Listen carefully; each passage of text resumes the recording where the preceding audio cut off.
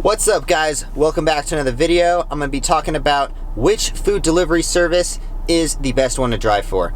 And my opinion is going to be based on talking to Grubhub drivers and Uber Eats drivers, because I don't do either of those two, but I do drive for Postmates and DoorDash. And I can for sure tell you the last one that you should drive for is Postmates. It's for sure the lowest paying, least active one, because Postmates hires so many people. Like, you literally just click on a link, sign up real quick, they hire you. DoorDash, on the other hand, Grubhub and Uber Eats don't just hire everyone. They only hire a certain amount of people, and they don't hire too many people per area, so that way they keep their drivers active and essentially they keep their drivers more happy. Postmates is kind of like the McDonald's of all of them. They kind of just, there's so much of them, and you know, your service is typically not so good on Postmates. But the good thing with Postmates is if you're going to be driving for Postmates, you should be going to like the restaurants and stuff, fast food, because for the reason that Postmates, you're relying on your tips. They pay you $4 per order, at least in Vegas, and you rely on your tips. If you don't get tips, $4 per order, that's like barely making enough to pay for your gas and stuff. So if you don't get tipped, you're kind of wasting your time on Postmates. On DoorDash, they kind of even it out, and they pay you a guaranteed $7, but you don't really make tips unless the customer tips you more than $6, because they consider their deliveries worth $1 for some reason. And then if the customer tips more than $6, then you will see some of the tip, but if they tip you $6 or more, then they're just going to consider your order worth the base pay, which is $7. So they kind of average it out and even it out.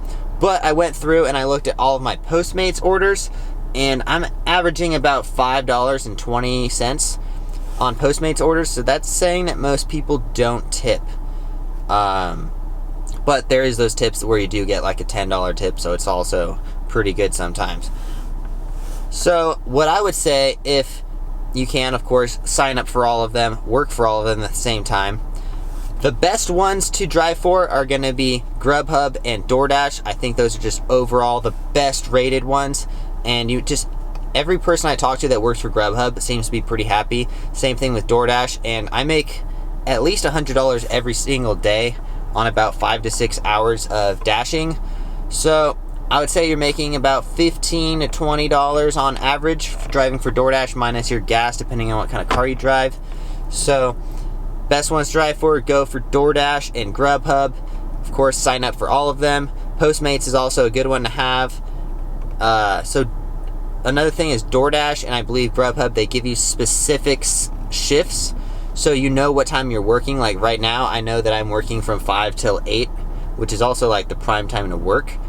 So I know for sure on DoorDash I'm going to be getting orders like that. Postmates, I've been logged in all day and I got one order. So it's kind of just hit or miss, you know. Postmates is like, it's a good secondary one to have, but not so good to be relying, especially for like a main source of income.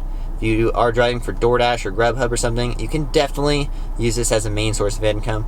I have pretty high bills paying for my business and stuff, and I pay for all of it with DoorDash. So this is something you can definitely make a living off of.